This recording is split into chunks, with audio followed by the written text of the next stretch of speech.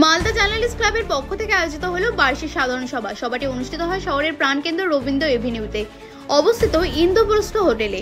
ক্লাবের সদস্যবৃন্দ সক্রিয় উপস্থিতিতে সভাটি ছিল অত্যন্ত সফল ও অর্থবহ।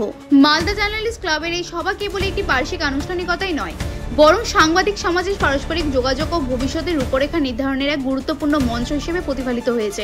মালদা থেকে প্রশান্ত সিং এর রিপোর্ট, বাংলার কথা।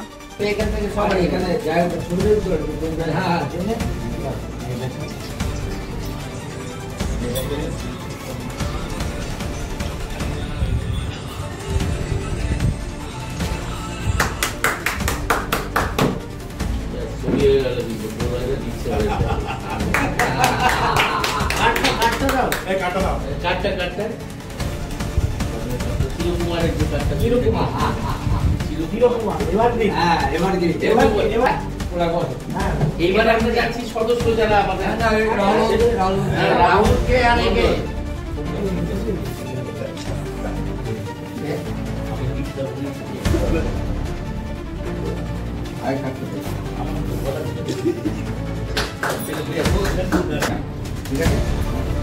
ঠিক আছে